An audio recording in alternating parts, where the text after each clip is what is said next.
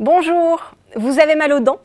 Et si vous testiez la dentisterie holistique pour vous soulager en douceur? Explication avec Cécile Pujol.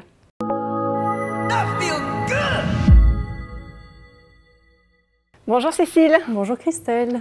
Vous allez nous parler d'une nouvelle forme de dentisterie, je ne sais pas si on dit dentisterie. Dans ce livre, on en parle, les dents disent la vérité. Et alors vous faites de la dentisterie holistique. Vous êtes dentiste holistique. Qu'est-ce que c'est? Voilà, alors la dentisterie holistique par rapport à de la dentisterie classique. Alors, holistique, c'est un mot qu'on utilise beaucoup aujourd'hui et qui veut dire global. Et c'est vrai qu'aujourd'hui, on ne peut plus juste soigner les dents et s'intéresser juste aux problèmes et on a besoin de voir les personnes dans leur globalité. Et la dentisterie holistique nous mène vers ça. Alors essentiellement, on fait attention aux matériaux qu'on va utiliser. Les matériaux plus neutres? Voilà, beaucoup plus neutres pour la personne, mais aussi pour l'environnement. Par exemple, le sujet des amalgames au mercure. C'est vrai qu'aujourd'hui, le mercure n'est plus autorisé. Ensuite, il y a vraiment le lien entre les dents et tout le reste du corps, avec la posture, avec toutes les autres pathologies générales qu'on pourrait avoir. Et puis, enfin, la symbolique, parce qu'aujourd'hui, la science n'est pas capable d'expliquer pourquoi, quand on a une carie dans la bouche, alors que la salive circule partout, alors qu'il y a les mêmes bactéries partout dans la bouche, pourquoi on va avoir une carie sur une dent plutôt que sur une autre? Donc là, on est obligé de venir s'intéresser un moment à la symbolique de tout ça, des dents et de ce qu'elles veulent nous dire. Donc il y a une certaine idée avec vous, finalement, d'avoir une bouche en équilibre. Oui, tout à fait. Et alors j'étais sur ce chemin depuis des années, vraiment en recherche permanente. Parce qu'on ne vous l'a pas appris à l'université. Parce qu'on ne nous l'apprend pas et que, voilà, des fois j'étais confrontée à des questions de patients, à des questions personnelles et pas capable d'expliquer. Donc j'ai continué sans cesse à chercher dans toutes les directions possibles.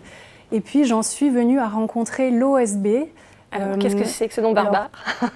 Pour Organisation Spatiale de la Bouche. Et là, j'ai eu vraiment beaucoup de chance de rencontrer d'autres confrères qui ont ouvert une voie avant moi, qui se sont posés exactement les mêmes questions et puis qui ont pu vraiment trouver beaucoup de réponses et voilà, et proposer enfin de regarder la bouche dans sa globalité et dans son équilibre et de nous dire qu'est-ce que c'est une bouche en équilibre.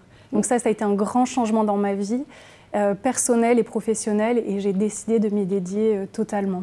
Alors l'OSB, vous dites que c'est la forme et la fonction, ça veut dire quoi? Voilà, alors si on pouvait résumer l'OSB en deux mots, ça serait ceci, forme et fonction, parce que tout objet de la vie quotidienne, pour pouvoir jouer une fonction, a besoin d'avoir la forme adaptée. Par exemple, vous voulez servir de l'eau, vous allez prendre une carafe qui a un bec verseur. On a tous essayé de renverser avec une casserole. On en met la moitié à côté en général. Et voilà, c'est comme faire du vélo. On fait du vélo, on a besoin que les roues soient rondes. Et c'est vrai que si on passe tout le temps dans des mauvais chemins, qu'on prend des ornières, qu'on se cogne, qu'il y a des cailloux, qu'on prend des branches, au bout d'un moment, la roue se déforme et devient carrée. Alors une bouche qui se déforme, c'est quoi? C'est dès le début, dès la petite enfance, des enfants qui ont toujours le nez bouché, qui ont des infections ORL, qui ne respirent plus bien par le nez, qui ouvrent la bouche ou la déglutition, chaque fois qu'on avale sa salive, si on ne positionne pas bien la langue, tout ça, toutes ces fonctions-là qui ne se mettent pas bien en place, déforment et fait que finalement, on ne fonctionne plus bien. Alors la grande particularité, je trouve, de l'OSB, et pour vraiment avoir cherché beaucoup et dans beaucoup de directions, c'est que pour passer de notre roue carrée à une roue ronde, on ne va pas se dire « mince, il y a des coins, là, il y a des aspérités, il va falloir limer, il va falloir meuler, il va falloir enlever des dents, en arracher, enlever de la matière ». Pas du tout, on prend au contraire ce qu'il y a de plus grand chez la personne, dans sa bouche, et on va restimuler la croissance pour faire regrandir tout le reste, regonfler, rajouter de la matière s'il y a besoin, et voilà, et redonner la forme la plus grande que la bouche peut avoir. Parce qu'il y a beaucoup d'orthodontistes, par exemple pour les enfants, qui demandent d'arracher des dents, tout ça. Donc vous, vous êtes contre ça? Disons qu'à l'université, on nous apprend que quand il n'y a pas la place, eh bien, on en fait en enlevant des dents. Et en fait, il y a une autre voie qui est possible, c'est de dire plutôt qu'il n'y a pas assez de place, on enlève des dents, qu'est-ce qu'on peut faire pour qu'il y ait plus de place? Et nous, quand je dis nous, c'est les thérapeutes qui travaillons en OSB, on considère que la nature est bien faite et que forcément, toutes les dents peuvent rentrer dans une bouche et qu'il n'est pas nécessaire de les enlever et que vraiment, on peut faire de la place en restimulant la croissance, en remettant tout sur le chemin physiologique. J'aurais dû vous connaître plus tôt avant de faire arracher 8 dents à mon fils. Alors, comment ça se passe une consultation chez vous? Est-ce que ça prend autant de temps chez un dentiste classique ou moins ou... Alors, ça prend du temps, effectivement. Ouais. C'est assez similaire à une première consultation classique. On va regarder toutes les dents. Bien sûr, on va regarder s'il n'y a pas de problème, s'il n'y a pas de caries, s'il n'y a pas d'infection. Oui, parce que vous avez des études de dentiste classique. Voilà, parce que là-bas, quand même pour assurer on est dentiste, ceux qui se disent est-ce que c'est un truc perché ou... Non, pas du tout. Et c'est très scientifique. On a besoin d'une radio aussi, d'une radio panoramique notamment, pour voir toutes les dents et pour voir les articulations des mâchoires. Ça, c'est vraiment très important pour nous. Parce qu'on se rend compte, on peut être très étonné parfois, qu'une articulation est beaucoup plus grosse que l'autre.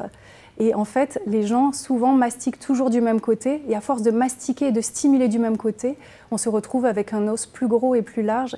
Et nous, ça va nous donner beaucoup d'indications pour comprendre la personne, comprendre son vécu, le vécu dentaire, et réharmoniser tout ça après.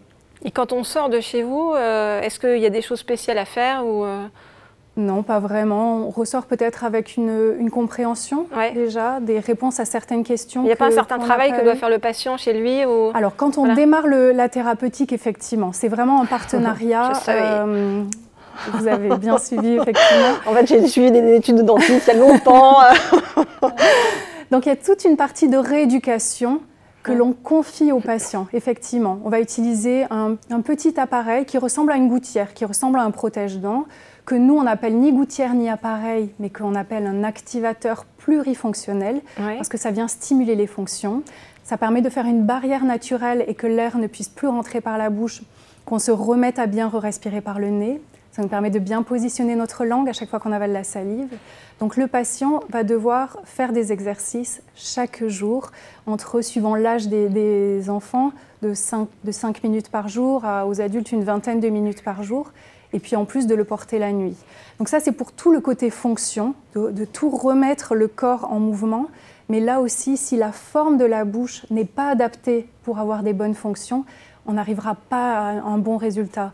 Donc le dentiste va, à chaque séance, travailler les dents, permettre de refaire bien les bosses, les creux, pour qu'on puisse bien mastiquer, avoir une bonne mastication, et redonner de la symétrie, redonner de la cohérence, pour petit à petit arriver à la bouche en équilibre.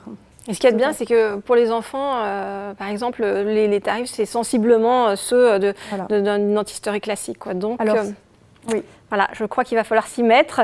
Et j'ai bien compris tout ce qu'on pouvait lire dans une bouche, je ne pouvais pas soupçonner avant. Merci beaucoup, Cécile. Avec grand plaisir. Et nous, on se retrouve très vite pour une prochaine émission.